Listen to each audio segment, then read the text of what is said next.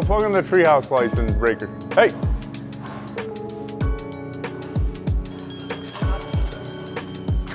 Hey guys, we are back for the 2024 season, which is our 20th season this year at Rays, and we did a ton of stuff that we are now finished with at the park. It all turned out really sick. Everybody did a lot of hard work, and we're just gonna walk you through all the stuff that we did this year.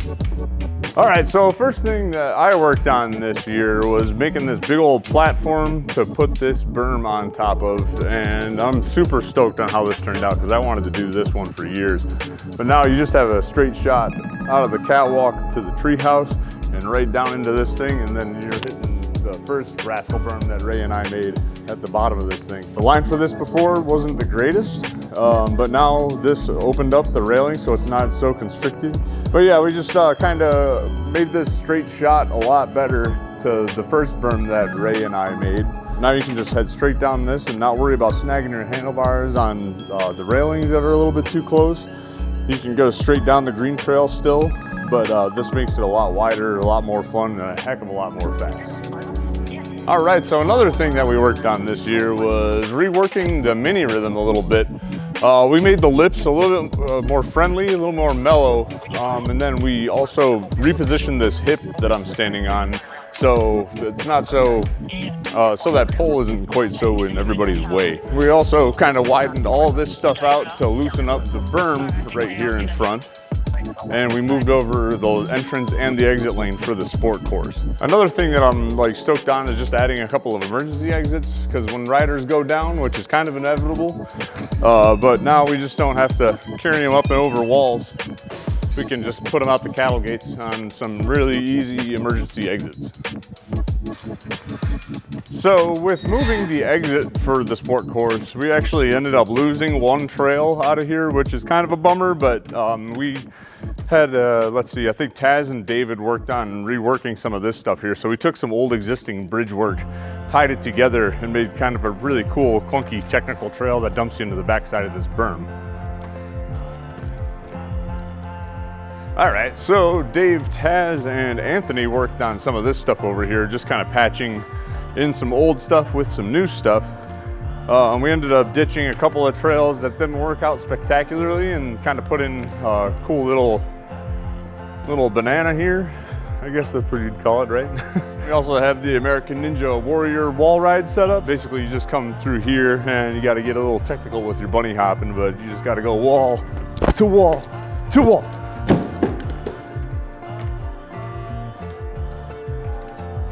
So this area here used to be kind of a choke point, especially with the way that all three of these trails move in from the stuff that we did last year. But there used to be a divider railing with like a kind of a stepped log climb, which consisted of a bunch of landscape timbers that were rough framed in place.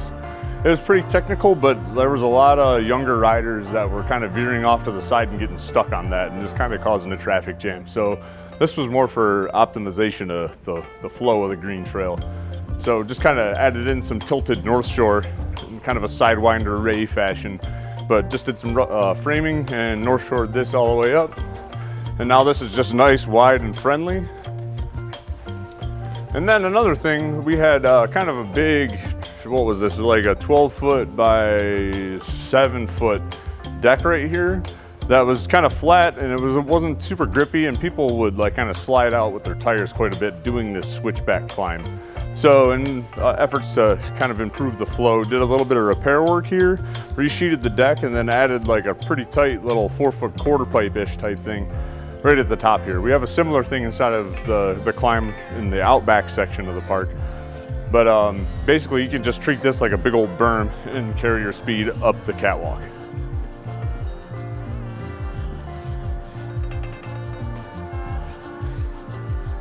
All right, so one of our big projects this year was reworking the entire big line and profile world. It started essentially here with adding this knuckle on top of the landing for the HS tuning box. This thing just kind of gives you a little bit more landing to catch. It looks a little scarier, but it rides way better. So then we had to move on to this back wall here, which all this was kind of hit with some pretty gnarly water damage and just like kind of normal wear and tear. This line's existed here since I think 2009 is when a lot of these boxes got built. So they've definitely seen their miles of riding. But we elevated the flat bottoms on these jumps off the floor so they wouldn't sit in water if we happened to actually get another roof leak. Then we reworked the lips, the landings. Every jump is now stepped up, and then the landing actually doesn't go all the way to the floor. So it feels a lot more downhill-y than it did before. Because the first flat bottom is 16 inches, this one's 12, and then this one's 6 inches off the floor. The hips are still really cool. They flow nice back to back. And then this one has a really cool waterfall landing that sets you up for the curved wall ride and the big old profile racing hip that we rebuilt this year, bigger and better than it was before. This hip goes right down into this waterfall landing, brings you down to the floor, and then puts you right at the profile racing hip. Tall lip on the inside for boost and tricks, low lip on the outside so you can transfer onto the wall a little bit easier, and you can shoot the gap a little bit further if you wanted to get a lot of speed for the burn slow box. We also tucked in this little tilted roller right here so you can take a straight shot from next to the wall up and over and get a good shot for the wall ride on the burn slow box, or you can cut right here and jump the small box on the inside line. But yeah, the profile racing hip turned out really awesome. As you can see, I'm 6'1"-ish, and this thing is way bigger than I am. And the landing on the outside is even taller than that. All right, so we've had this trail that runs over top of the bike storage room for quite some time now, but I wanted to build this bridge that went across. Elliot and Tim took care of this one actually, but we built a bridge that goes across onto the Profile World deck. That way you can tie an entire lap of the inside line all the way around this room, come back up the ramp when you're done riding the inside section, and then you can just zip right up on this and keep going on the green trail to add your mileage.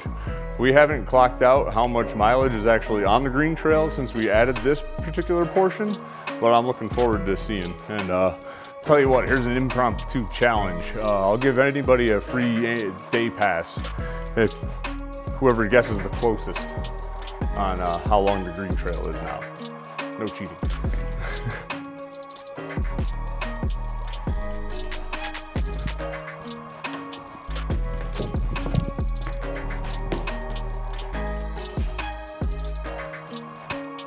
All right, so this one's kind of a cool little cut that we did off of the green trail here. Instead of staying up on the bridge work for the Wildcat room, you can come across this little loading dock drop off. Pretty cool little step down Euro gap thing that sweeps you right up into this corner here. All right, so yeah, you just come off of this step down Euro gap up this uphill berm, and then you cut down below this bridge work here, which this did work out pretty sweet because I remember Ray was just, I can't remember what Ray said originally, but he wanted this berm tucked closer to this bridge work here. But it worked out really well in the end because now this trail exists and I was able to snake a trail in all the way through this. All right, so another cool part of the trail, instead of just cutting it straight through like we originally planned, we kind of took a tape measure to this and decided, hey, let's put a technical skinny trail on this. So this one's pretty tough. It's pretty narrow, pretty twisty, but I've seen quite a few people do it. And then you just kind of make your way onto the rest of this little section. So once you're done with the skinny stuff that comes up after the berm, you come up the steps here. Well, they're not steps anymore. There's a North Shore trail that comes up this. Up and over a roller and then around a curved wall ride. So this one we only had about 16 feet to work with, so we made kind of a tight berm but stuck a curved wall ride at the top of it. You don't have to hit it, but it's just kind of a cool little thing if you have the capability. So work your way around this thing, hit another roller, and then this berm, I'm super stoked on how this turned out. I think, let's see, Taz and Elliot and Anthony made this, but we used a bunch of the pork chop scraps from the moon room. So we cut all those transitions out and we had just so many surfboards left over that I was like, yo, let's do like a dragon scale armadillo style berm, which it has like a classic berm framing underneath, but it just has like kind of shingled stuff the way that Ray used to make things back in the day. You make your way around this, down this little back straight, and yeah, we just got done doctoring this up this morning, but we continued this North Shore trail around this old loading dock type thing here. And you come straight up this, up to a platform, and you're on a teeter-totter now. So you take the feeder, drop it to the floor. It's a little bit more friendly, a little safer, a little wider than it was before. So this part of the project was kind of a nightmare, but we were able to put kind of a really cool little pump track in this room that's located right next to our existing pump track. But we had to tear out a bunch of walls and throw out a whole bunch of garbage, probably 3 or 4 30-yard dumpsters full of stuff, which was just a lot of work. Tim rewired and put new lights up in this entire section, made a couple of chill berms that you can just zip around that way. You can jump across. Some people obviously been hitting some wall rides on this thing. But yeah, then there's also an inside little loop you can hit. This one's a little bit steeper, super fun. And then you just kind of make your way back around up onto the deck. This is kind of reminiscent of an older novice level pump track that we used to have a few years ago. I'm glad that we have this kind of thing back in place though, because it was definitely a beneficial thing for younger riders to learn how to ride on. But then there's a ton of stuff stuffed in it that is super fun for people that know what they're doing.